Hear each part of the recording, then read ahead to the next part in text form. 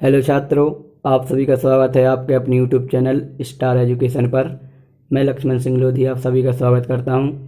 आपके लिए फिर से 11th मैथमेटिक्स की वीडियो लेकर आया हूं। आज की वीडियो में हम 2D2 के शेष क्वेश्चनों के बारे में डिस्कस करेंगे। फिर उसके बाद हम 2D7 के बारे में डिस्कस करेंगे।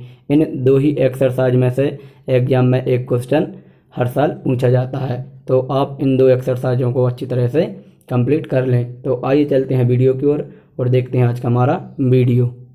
तो हमारे क्वेश्चन 3 कंप्लीट हो गए थे। अब हमारे क्वेश्चन नंबर चौथे का पहला क्वेश्चन है, लिखा है NPR बराबर n इंटू n-1 PR-1। तो हमें LHS से RHS लाना है या फिर RHS से LHS। तो हम इसका RHS सॉल्व करेंगे और LHS लाएंगे। लिख लेंगे RHS लेने पर, ठीक, RHS ले लेंगे। क्या है n इंटू n-1 PR-1। क्या हो जाएगा, n का n, यहाँ फॉर्मूला लग जाएगा NPR का। तो क्या होता है n फैक्टोरियल बटा में n, ये पूरा n है, n माइनस r गया पर j आ गया, ठीक है, और फैक्टोरियल। क्या हो गया, n फैक्टोरियल बटा में n माइनस r फैक्टोरियल, ठीक। क्या हो जाएगा, n इंटू ऊपर क्या हो जाएगा n-1 फैक्टोरियल बटा में n-1 माइनस का r माइनस माइनस प्लस का 1 और नीचे फैक्टोरियल, बाहर फैक्टोरियल हो जाएगा, ठीक।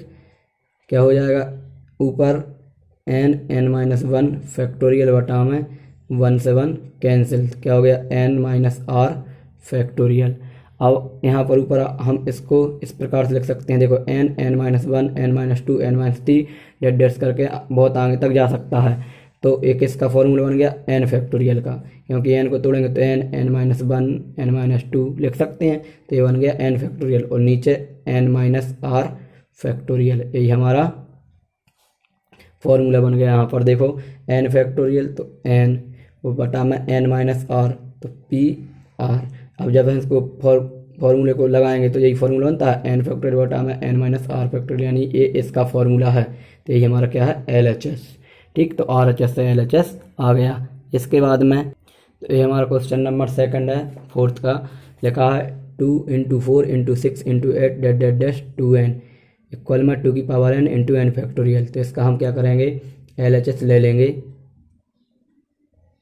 क्या हो जाएगा, 2 into 4 into 6 into 8 dash 2n, ठीक है। इसको हम इस प्रकार से भी लिख सकते हैं, 2 इंटू 1 2 इंटू 2, ठीक, 2 into 3 2 into 4 dash 2 into n।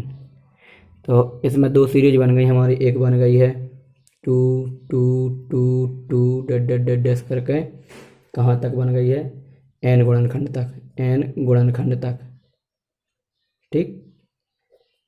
और इसमें एक हमारी सीरीज बन जाएगी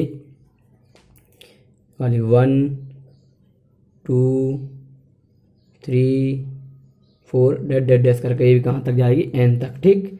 अब ये 2 2 2 कहाँ तक गया, n तक गया है, तो हम इसे लिख सकते हैं 2 की पावर n। जिस संख्या की बार बार पुनरावृत्ति होती है n तक गया है तो उसी की पावर n लग जाती है, ठीक, n2। और ये 1 2 3 4 डैश कहाँ तक गया, n तक, यानी इसका मान हो जाएगा n फैक्टोरियल, ठीक। तो ये हमारा क्या है, RHS है, RHS, ठीक। इसके बाद में अब हम 2D7 के बारे में डिस्कस करेंगे। 2D2 में सिर्फ क्वेश्चन नंबर 4 तक ही सॉल्व करना है, ठीक। अब 2D7 में हम पढ़ेंगे संचय के बारे में। अभी हमने क्रमचय पढ़ लिया, अब हम पढ़ेंगे संचय, कॉम्बिनेशन, ठीक। अब क्या होता है संचय, तो किसी दिए हुए वस्तु समूह में से क्रम का ध्यान न रखते हुए, हमें इसमें कोई क्रम का ध्यान नहीं रखना है, एक बार में कुछ अथवा सभी को चुनना ही क्या कहलाता, संचय कहलाता है। हमें कोई वस्तु दी रहेंगे, हम उनको ध्यान न रखेंगे किस क्रम से चुनना है और हम चुन लेंगे, या तो पूरी चुन लेंगे या फिर उनमें से कुछ चुन लेंगे, तो वही हमारा क्या कहलाता है, संचय कहलाता है। इसे C से प्रदर्शित करते हैं, ठीक। अब इसके कुछ फॉर्मूले हैं। तो फॉर्मूला नंबर फर्स्ट है NCR, वहाँ पर था NPR, क्योंकि P था, क्रमचय के लिए P लिखते हैं और संचय के लिए C। अब इसका फॉर्मूला n फैक्टोरियल बटा में r factorial n minus r factorial. उसमें ये आर नहीं था, ठीक, इतना था, लेकिन इसमें अब क्या आ गया, आर आ गया। जहाँ जो आर है हमारा वो 0 से बड़ा और 0 के बराबर रहेगा और एन से छोटा और एन के बराबर रहेगा, ठीक। फिर इसके बाद में फॉर्मूला नंबर सेकंड आता है एन सी 0। तो एन सी 0 का मान कितना है, 1, और हमने निकाला था एन पी 0, तो इसका मान एन फैक्टोरियल बटा में एन माइनस 0 फैक्टोरियल, तो इसका मान आया था कितना, ये हो जाएगा एन फैक्टोरियल बटा में एन फैक्टोरियल, इसको काटेंगे तब भी कितना आया था, 1 आया था, ठीक। और इसका भी कितना आ रहा है, 1 आ रहा है, ठीक। इस फॉर्मूले से आप निकाल भी सकते हैं, क्योंकि आर का मान 0 है, यहाँ भी 0 रखेंगे और यहाँ भी 0 रखेंगे, तो 0 फैक्टोरियल का मान 1 होता है, तो इसका मान 1 आएगा। फिर एन सी 1, अब एन सी 1 का मान कितना होता है, 1, आप इस फॉर्मूले से निकाल सकते हैं, ये डायरेक्ट फॉर्मूले हैं, ठीक। और इसमें मान रखेंगे तब भी 1 ही एन ही आएगा, ठीक। फिर इसके बाद में नेक्स्ट है हमारा एन सी एन, इसका मान क्या आएगा, 1 आएगा, ठीक। और जबकि हम वहाँ पर क्या पढ़ रहे थे, एन पी एन, इसका मान क्या आ रहा था, इसका मान आ रहा था एन, ठीक, लेकिन इसका मान क्या आएगा, 1 आएगा, ठीक। अब इसके बाद क्रमचय और संचय में संबंध है। तो क्रमचय और संचय में क्या संबंध है, तो क्रमचय का फॉर्मूला हमने पढ़ा है एन फैक्टोरियल बटा में एन माइनस आर फैक्टोरियल, और संचय का है एन फैक्टोरियल बटा में r factorial n minus r factorial. अब हमारे पास इसका मान क्या है, एन पी आर, तो इसकी यहाँ पर हम लिख देंगे एन पी आर बटा में आर फैक्टोरियल, लिख दिया समीकरण के बाद 2 से, तो एन सी आर बराबर 1 बटा आर फैक्टोरियल है और इसका मान एन पी आर, इसमें संबंध हो गया। और एक और फॉर्मूला है क्वेश्चन को ईजी करने के लिए, पूरक संचय का सूत्र। किसका, पूरक संचय का सूत्र। जैसे लिखा है एन सी आर बराबर, तो इसमें हम फॉर्मूला लगा सकते हैं n C r minus n minus r. जैसे लिखा है जैसे लिखा 8p6।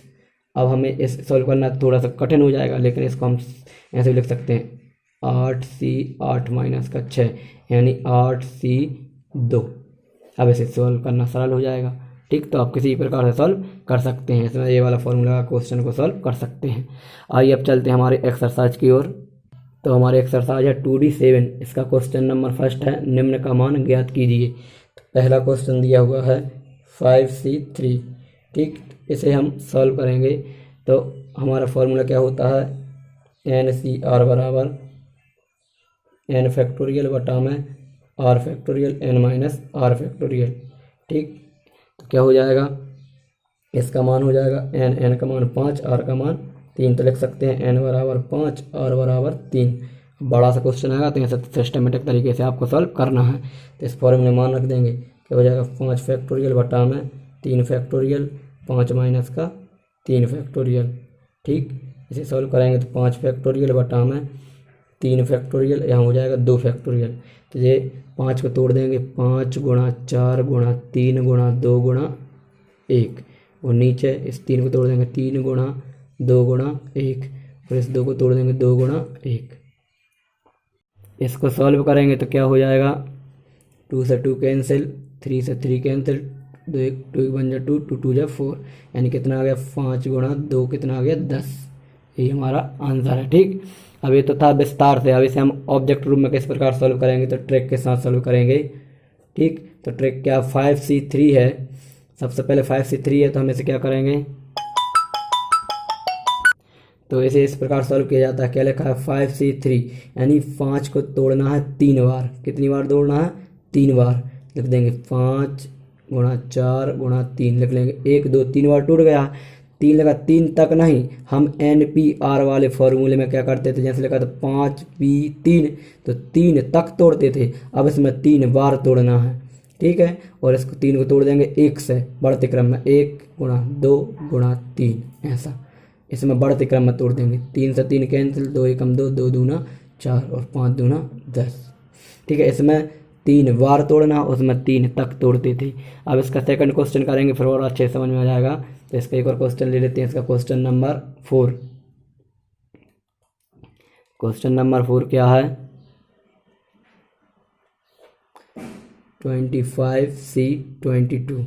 इसे फॉर्मूले से करेंगे तो क्या हो जाएगा 25 फैक्टोरियल अपॉन में 22 फैक्टोरियल, 25 माइनस का 22 फैक्टोरियल, ठीक। क्या हो जाएगा 25 वन में 22, इसमें इसको माइनस कर देंगे 3 फैक्टोरियल। इसको सॉल्व करेंगे। इसको सॉल्व करने पे आप क्या करेंगे, इसको तोड़ेंगे, इसको फॉर्मूले को लिखेंगे तो देखो 25 को तोड़ेंगे कहाँ 1 तक, यहाँ इसी प्रकार 22 को तोड़ेंगे, फिर 3 को तोड़ेंगे, फिर काटोगे तो आपका आंसर आ जाएगा। लेकिन यदि इसी को आप डिफ़िकल्ट क्वेश्चन को ट्रिक के साथ सॉल्व करेंगे तो आपका ज़्यादा सही रहेगा। ठीक, तो कैसे करेंगे, तो मैं इसे आपको सेकंड विधि से ही बताऊंगा, सेकंड मेथड से, इससे आप सॉल्व करेंगे आगे। ठीक, सेकंड मेथड क्या हो जाएगी, 25C 22 है, इसमें पहले हम पूरक सूत्र लगाएंगे, तो इसको हम लिख सकते हैं 25 माइनस 22, यानी n में से r घटाएंगे तो छोटा हो जाता है क्वेश्चन, तो जो हो जाएगा 25C 20, कितना बचा यहाँ पर 3 बचा, क्योंकि 25 में से 22 घटा देंगे 3 बचेंगे।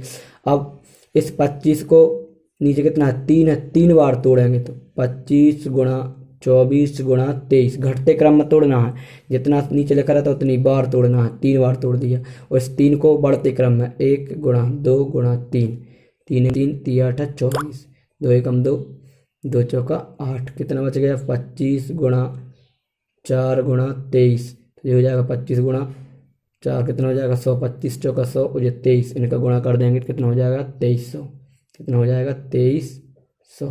तो इस मेथड से आपका क्वेश्चन इजी हो जाएगा। ठीक, और आप इसको सोल्व करेंगे तब भी आपका आंसर 2300 ही आएगा। इसके बाद में क्वेश्चन नंबर सेकंड का फर्स्ट, ठीक है, क्या लिखा है, यदि NC12 इक्वल NC18। ठीक, अब इसको हमें सॉल्व करना है और उन्होंने बोला है कि n का मान ज्ञात कीजिए। तो क्या करना है, जब ऊपर एक सी संख्या है तो नीचे हम पूरक सूत्र लगाएंगे, फिर उसके बाद क्वेश्चन को ही सॉल्व करेंगे। ठीक, पूरक सूत्र से क्या हो जाएगा, या तो इसमें लगाएंगे सूत्र या फिर इसमें किसी एक में हम पूरक सूत्र लगाएंगे, तो इसमें लगा लेते हैं, तो ये हो जाएगा NC(n-12), ये NC18, एक कहीं पर लगाना है, या तो यहाँ पर या फिर यहाँ पर, कहीं भी आप लगा सकते हैं। अब NC ये आ गया और यहाँ पर NC आ गया। ठीक, अब ऊपर जब एक सी संख्या है तो नीचे वाली संख्या की आपस में क्या हो जाती है, तुलना हो जाती है, ध्यान रखना क्या हो जाती है, तुलना। ठीक, और यहाँ पर कौन सा सूत्र लगाया वो आप यहाँ पर लिख सकते हैं, NCR बराबर लगाया है NCn-r, ये हमारा पूरक सूत्र लगा है, तो इनकी तुलना हो जाएगी, तो n-12 बराबर में 18, तो n बराबर 18 प्लस का 12 जोड़ देंगे तो n बराबर कितना हो जाएगा 30। ठीक, यही हमारा n का मान है। ठीक, इसका क्वेश्चन नंबर सेकंड आप सॉल्व करेंगे, क्वेश्चन नंबर थर्ड हम करवाते हैं सॉल्व। तो ये हमारा क्वेश्चन नंबर थर्ड है सेकंड का। तो पहले हम पूरक सूत्र लगाएंगे, तो लिख लेंगे चूंकि NCR बराबर क्या होता है, NCn-r, क्यों ऊपर एक ही संख्या है तो पूरक सूत्र के साथ ही हल करेंगे, तो यहाँ पर लगा लेते हैं। ठीक, आपकी बार हो जाएगा 19C(r-1) बराबर में 19C, जब पूरक सूत्र लगाते तो इसमें से इसको घटा देते हैं, तो 19 माइनस का 3r, अब ऊपर एक संख्या तो नीचे तुलना हो जाएगी, तो क्या हो जाएगा r-1 इक्वल में 19 माइनस का 3r, r वाली संख्या 61 से 60 जाएगा, तो r प्लस का 3r इक्वल में 19 प्लस का 1, ये हो जाएगा 4r इक्वल में 20, तो r इक्वल में 20/4 काट देंगे कितना जाएगा 5, ये इनका मान है। ठीक, तो इस प्रकार आप क्वेश्चन सॉल्व कर सकते हैं। अब इसके बाद में आप इसका क्वेश्चन नंबर 4, 5, 6, 4 और 5 कर सकते हैं। क्वेश्चन नंबर 6 मैं सॉल्व करवाता हूँ। तो हमारा क्वेश्चन नंबर 6 है, इसका लिखा हुआ है 15C(r) बराबर में 15C(r-3), तो उन्होंने बोला है तो RC6 का मान ज्ञात कीजिए। ठीक, तो पहले इसमें हम पूरक सूत्र लगाएंगे, तो यहाँ पर लगा लेते हैं, ये हो जाएगा 15C 15 माइनस का r, अब हम पहले यहाँ से r का मान निकाल के यहाँ रखेंगे तब आंसर आएगा। ठीक, तो ये 15C(r-3), ऊपर संख्या एक से नीचे तुलना हो जाएगी, तो 15 माइनस का r बराबर में r-3, r वाली संख्या एक साइड कर लेंगे तो ये साइड हो जाएगा, माइनस का r बराबर -3 माइनस का 15 माइनस का 2r बराबर -18, तो r बराबर 9। ठीक, अब हमें मान निकालना है किसका, इसका। तो क्या हो जाएगा, r का मान रख देंगे 9c6, 6 हो जाएगा। इसे हम सरल करेंगे पूरक सूत्र से, तो 9 माइनस का 6, ये हो जाएगा 9c3। अब 9 को 3 बार तोड़ देंगे, 9 गुणा 8 गुणा 7, और 3 को 1 गुणा 2 गुणा 3। इसमें हम क्या करते हैं, बढ़ते क्रम में तोड़ते हैं। 3 एकम 3, 3 तिरका 9, 2 एकम 2, 2 चौका 8, क्या क्या बच गया, 3 गुणा 4 गुणा 7, 3 चौका 12 गुणा 7, पर 7 94, 94, यही हमारा राइट आंसर है। ठीक, तो ये हमारा क्वेश्चन नंबर 84 होता है। ठीक, यही हमारा राइट आंसर है। ये हमारा क्वेश्चन नंबर 7 है। तो क्या लिखा है, n+2c4 = 6 × nc2। इसमें फॉर्मूला लगा लिख लेंगे n फैक्टोरियल बटा में r factorial n minus r factorial. ठीक, कॉलम में 6n फैक्टोरियल बटा में r factorial n minus r factorial. ठीक, इसे सॉल्व करेंगे। तो अब हमें ये देखना है बड़ी संख्या कौन सी है। ये n+2 है और ये n है, ये बड़ा है। इसको तोड़ेंगे कहाँ तक, यहाँ तक, जब तक ये ना मिल जाए। तो एक कम करते जाते हैं, तो n+2, n+1, फिर n मिल गया। ठीक, नीचे 4 फैक्टोरियल, ये हो जाएगा n, इसमें से घटाएंगे तो माइनस का 2 फैक्टोरियल, इक्वल में ऊपर 6 × n फैक्टोरियल बटा में 2 × n-2 फैक्टोरियल। इससे a कैंसिल, इससे a कैंसिल। ठीक, जो बच गया उसको सॉल्व करेंगे। तो यहाँ गुणा कर लेंगे, तो n का गुणा n में तो n², n का गुणा 1 में तो n, फिर n का गुणा 2 में तो 2n। ठीक, और 2 का गुणा 1 में तो 2, और ये 4 पे यहाँ पहुँच जाएगा। इस 6 से पहले से ये × 4 फैक्टोरियल को तोड़ लेंगे, 4 गुणा 3 गुणा 2 गुणा 1, नीचे इस 2 फैक्टोरियल को तोड़ लेंगे, 2 गुणा 1। ठीक, इसे सॉल्व कर देंगे, 2 से 2 कैंसिल, ये आ गया n² प्लस का 3n प्लस का 2, इक्वल में ये कितना हो जाएगा, 4 × 12, 12 × 72। ठीक, ये 60 आ जाएगा, तो n² प्लस का 3n, ये 60 घट जाएगा तो कितना हो जाएगा, माइनस का 70, इक्वल में 0। ठीक, अब इसे हम सॉल्व करेंगे, इसके गुणनखंड तोड़ेंगे। तो दो संख्या ढूंढेंगे, गुणा करने पर 70 और जोड़ने घटाने पर 3। तो 10 और 7 का गुणा करेंगे 70, और 10 में 7 घटाएंगे 3, तो n² प्लस का 10n माइनस का 7n माइनस के 70 इक्वल 0। तो एक आ जाएगा n प्लस का 10 और एक आ जाएगा n माइनस का 7, इक्वल में 0। ठीक, तो एक n बराबर क्या आ जाएगा, माइनस का 10, और एक आ जाएगा n बराबर 7। तो आप लिख देंगे n बराबर माइनस का 10 ऋणात्मक संख्या है, असंभव है, क्योंकि n का मान कभी भी ऋणात्मक नहीं हो सकता, ध्यान रखना। ठीक, तो n बराबर 7 संभव मान हो जाएगा। तो इसके बाद में आप इसके शेष जो क्वेश्चन है, क्वेश्चन नंबर 8, 9, 2 क्वेश्चन है, इन क्वेश्चनों को आप सॉल्व करेंगे। फिर इसके बाद नेक्स्ट वीडियो में हम इसके नेक्स्ट क्वेश्चनों को सॉल्व करेंगे। तो तब तक के लिए आपको जितना होमवर्क दिया गया उसे होमवर्क कंप्लीट करें। मिलेंगे नेक्स्ट वीडियो में। जय हिंद, जय भारत।